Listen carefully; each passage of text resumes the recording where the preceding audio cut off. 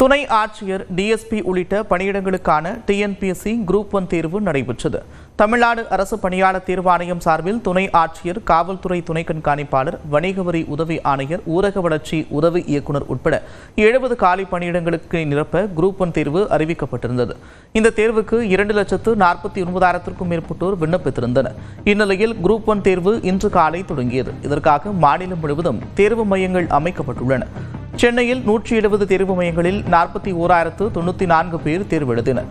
இந்நிலையில் சென்னை எழும்பூரில் உள்ள மாநில அரசு பெண்கள் மாதிரி மேல்நிலைப் பள்ளியில் அமைக்கப்பட்ட தேர்வு மையத்தில் அரசு பணியாளர் தேர்வாணையத்தின் தலைவர் பிரபாகர் ஆய்வு மேற்கொண்டார். அப்போது செய்தியாளர்களிடம் பேசிய அவர், இந்த ஆண்டு 12,000 பணியிடங்கள் நிரப்பப்பட இருப்பதாக தெரிவித்தார்.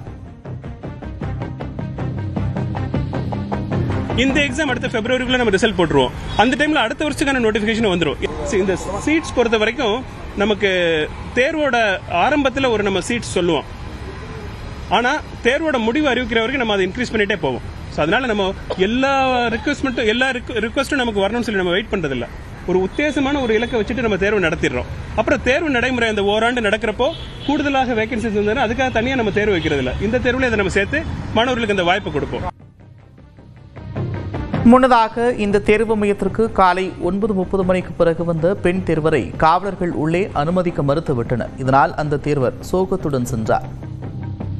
நெல்லை மாவட்டத்தில் 30 மையங்களில் குரூப் 1 தேர்வு நடைபெற்றது. காலை 9:30 மணிக்கு தேர்வு தொடங்கிய நிலையில் அதற்கு 30 நிமிடங்களுக்கு முன்பாகவே வந்த தேர்வர்கள் மட்டுமே தேர்வறைக்குள் அனுமதிக்கப்பட்டனர். கடுமையான பரிசோதனைகளுக்கு பின்னரே தேர்வர்கள் உள்ளே செல்ல அனுமதிக்கப்பட்டனர். பாளையங்கோட்டை தூய வேளாண் பள்ளியில் தேர்வு நடைபெற்ற நிலையில் சில நிமிடங்கள் தாமதமாக வந்த தேர்வர்களை காவலர்கள் திருப்பி அனுப்பினர். நாங்க பைசா கட்டி எக்ஸாம் எழுத வந்தோமா, இவட்ட ஏற்றி வாங்குறதுக்காண்டி வந்தோமா, ஆகும் போல படிச்சு ஒரு செகண்ட் கூட ஆயிருக்காது. 9 மணிக்கு நாங்க 8:55 இங்க நிற்கும். ஆனா அவங்க 9 மணிக்குள்ள கேட்ட பூட்டிட்டாங்க. இது என்ன நியாயம் கேட்டா இதுக்கு சண்டைக்கு வராது. இது ரொம்ப தரக்குறவா பேசுறாரு. கேட்டாக்க அதுக்கு போலீஸ்ல இருந்து யாருமே எதுவுமே மக்கள்ல இருந்து யாருமே எந்த நடவடிக்கையும் எடுக்க மாட்டேங்காங்க. எக்ஸாம் எழுதக்கூடாதுன்னு சொல்லி எல்லா பிள்ளைகளையும் பிடிச்சி வெளியே தள்ளிட்டாரு. இருக்கிற அவ்வளவு பேருமே எக்ஸாம் எழுத வந்தவங்க தான். யாருமே எக்ஸாம் எழுத வரல. அதுக்காண்டி நான் எங்க மேல தப்பு இல்லை நான் சொல்ல வரல. தப்பு இருந்தாலும் 1 செகண்ட் 2 செகண்ட் தான். அந்த நீங்க பேசுற நேரத்துக்கு எங்களை உள்ள விட்டுருந்தா நாங்க எக்ஸாம் எழுதிருப்போமே. 9:30 தான் எக்ஸாம் ஸ்டார்ட் ஆகுது. நாங்க நீங்க பேசுற நேரத்துக்கு எங்களை விட்டுருந்தா கூட 9:05 நாங்க உள்ள போயிருப்போம். மேற்கு திசை காற்றின் வேக மாறுபாடு காரணமாக நீலகிரி மாவட்டத்திற்கு இன்று ரெட் அலர்ட் விடுக்கப்பட்டிருக்கிறது. இது தொடர்பாக சென்னை வானிலை ஆய்வு மையம் வெளியிட்டுள்ள அறிக்கையில், அடுத்த 7 நாட்களுக்கு தமிழ்நாடு, புதுச்சேரி, காரைக்கால் பகுதிகளில் லேசானது முதல் மிதமான மழைக்கு வாய்ப்பிருப்பதாக தெரிவிக்கப்பட்டுள்ளது. மேலும் நீலகிரி மாவட்டத்தில் இன்று ஒரு சில இடங்களில் அதி கனமழையும், கோவை மாவட்ட மலைப்பகுதிகளில் மிக கனமழையும் பெய்யும் என்று வானிலை ஆய்வு மையம் எச்சரித்துள்ளது. அதே நேரம் நெல்லை மாவட்ட மலைப்பகுதிகள், திருப்பூர், திண்டுக்கல், தேனி, தென்காசி மற்றும் கன்னியாகுமரி மாவட்டங்களின் ஒரு சில இடங்களில் இன்று கனமழைக்கு வாய்ப்பிருப்பதாக வானிலை மையம் தெரிவித்துள்ளது. அதேபோல நாளை நீலகிரி மாவட்டத்தின் ஒரு சில இடங்களில் மிக கனமழையும், கோவை மாவட்ட மலைப்பகுதிகள், திருப்பூர், திண்டுக்கல், தேனி மற்றும் தென்காசி மாவட்டங்களின் ஒரு சில இடங்களில் கனமழை பெய்யக்கூடும் என்று கணிக்கப்பட்டுள்ளது. நாளை மறுநாள் கோவை மாவட்டத்தின் மலைப்பகுதிகள் மற்றும் நீலகிரி மாவட்டத்தின் ஒரு சில இடங்களில் கனமழைக்கு வாய்ப்பிருப்பதாக வானிலை ஆய்வு மையம் தெரிவித்துள்ளது. சென்னையை பொறுத்தவரை 2 நாட்களுக்கு வானம் மேகமூட்டத்துடன் காணப்படும் என்றும், நகரின் ஒரு சில பகுதிகளில் இடி மின்னலுடன் மிதமான மழைக்கு வாய்ப்பிருப்பதாகவும் வானிலை மையம் கணித்துள்ளது.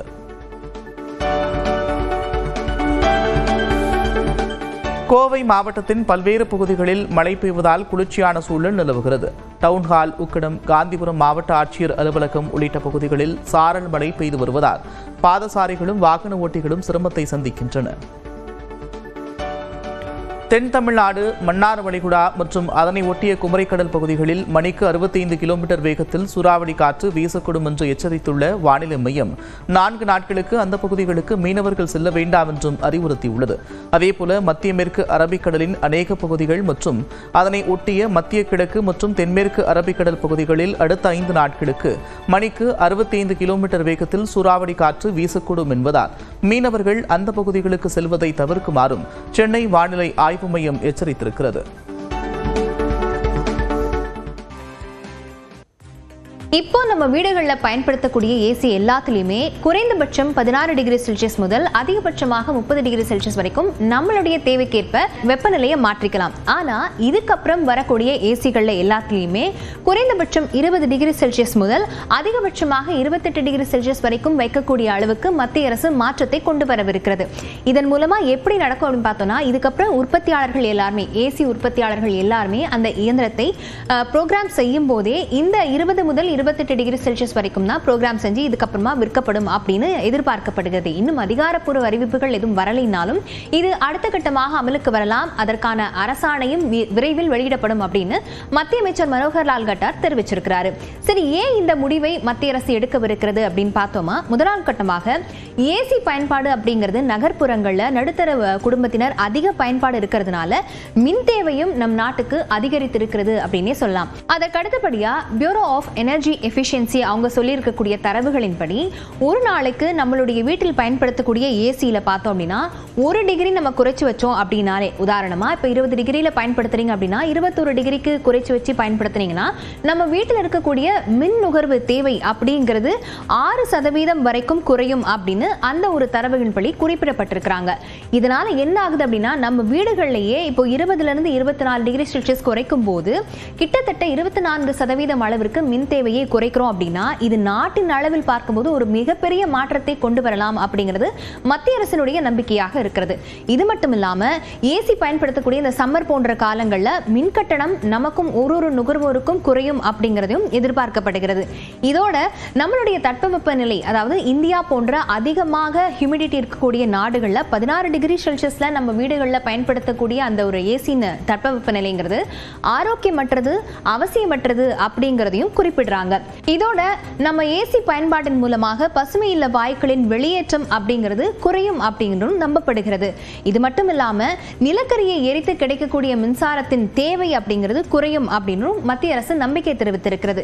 இதனாலதான் மற்ற நாடுகள் எல்லாம் இதே மாதிரியான பயன்பாடுகள் கட்டுப்பாடுகள் எங்கெங்கெல்லாம் விதிக்கப்பட்டிருக்கு அப்படின்னு பார்த்தோம் அப்படின்னா, ஜப்பான் நாடுல 28 டிகிரி செல்சியஸ் தான் வந்து எல்லா அலுவலகத்திலையும் பயன்படுத்தணும் அப்படின்னு குறிப்பிட்டிருக்கிறாங்க. இதுதான் வந்து அவங்களுக்கு அலுவலகங்களுக்கு பரிந்துரைக்கிறாங்க.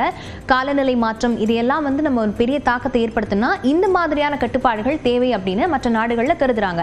அதே மாதிரி ஸ்பெயின்லையும் பார்த்தோம் அப்படின்னா 27 டிகிரி செல்சியஸ் தான் வைக்கணும் அப்படின்னு அவங்க வந்து கட்டுப்பாடுகள் விதிக்கப்பட்டிருக்கிறது. மின் கட்டண தேவை குறைப்பதன் காரணமாகவே இந்த ஒரு கட்டுப்பாடுகள்லாம் விதிக்கப்பட்டிருக்கு அப்படின்னு சொல்றாங்க. அது மட்டும் இல்லாம அமெரிக்காவில் பார்த்தோம்னா 25.5 டிகிரி செல்சியஸ்ல வச்சிருக்கணும் அப்படின்னு கட்டுப்பாடு இல்லை அப்படின்னாலும் அப்படி வச்சு பயன்படுத்துறவங்களுக்கு அவங்க ஊக்கத்தொகையெல்லாம் வழங்குறாங்க அப்படின்னு தெரிவிக்கப்பட்டிருக்கு.